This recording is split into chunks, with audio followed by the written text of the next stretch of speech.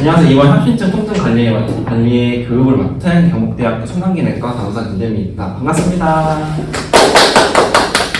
이번 교육 주제는 협심증 환자의 퇴원 후 투약 시기, 응급실 대처 방법에 대해서 교육을 해드리겠습니다. 저희가 이번 교육에 앞서서 한번 학습 목표를 저희 같이 한번 읽어볼까요? 하나, 둘.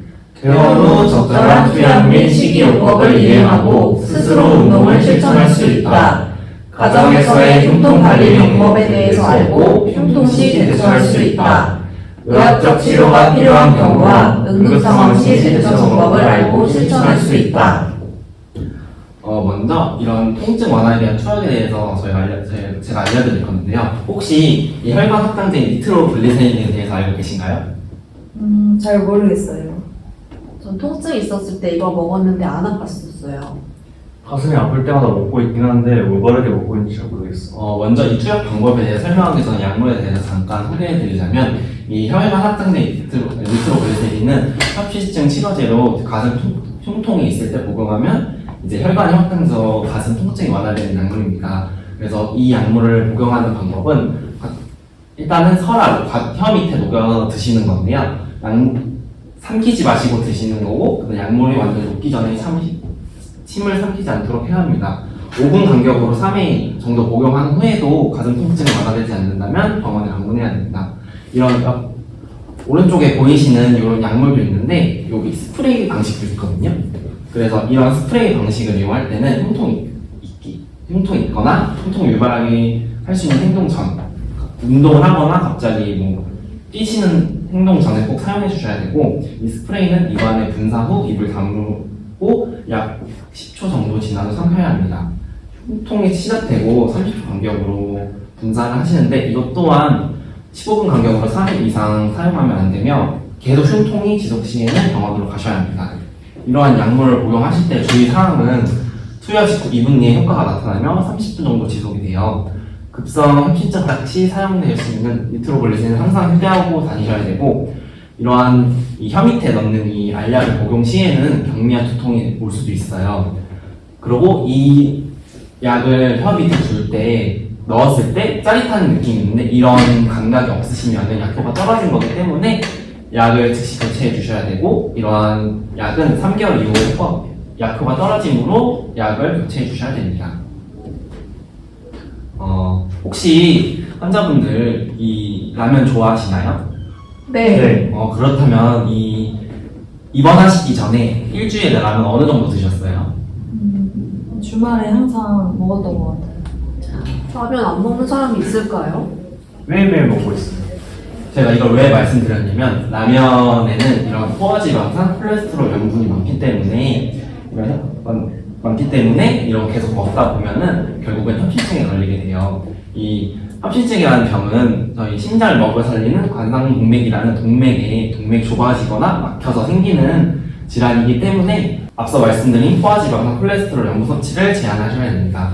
그래서 이 협심증에 도움이 되는 식이요법에 대해 알려드리자면, 밥은 잡곡밥이 좋으시며 기호에 따라 혼식을 한다.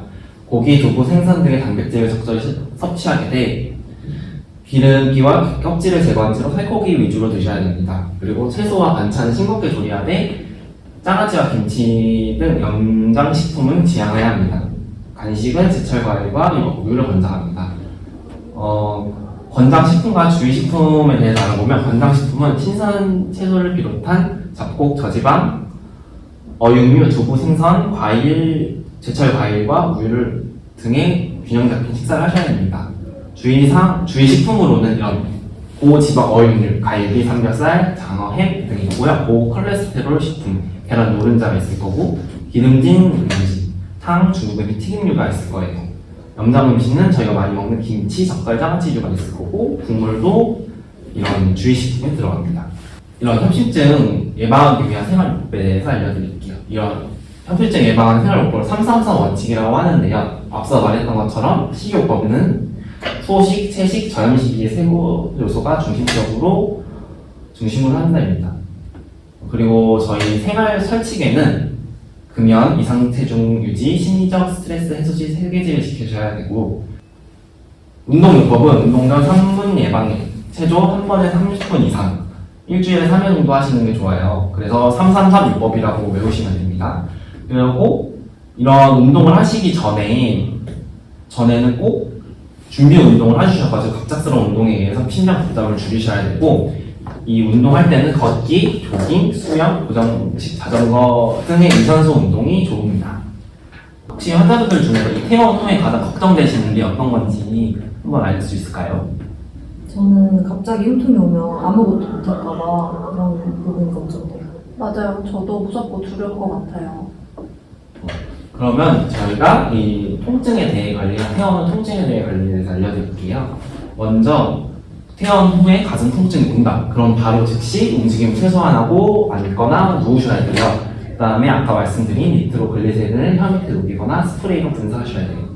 그리고 5분 정도 기다렸다가 완화되지 않고 2회 정도 반복하셨는데 가슴 흉통이 계속 지속이 된다면은 병원 바로 가셔야 돼요.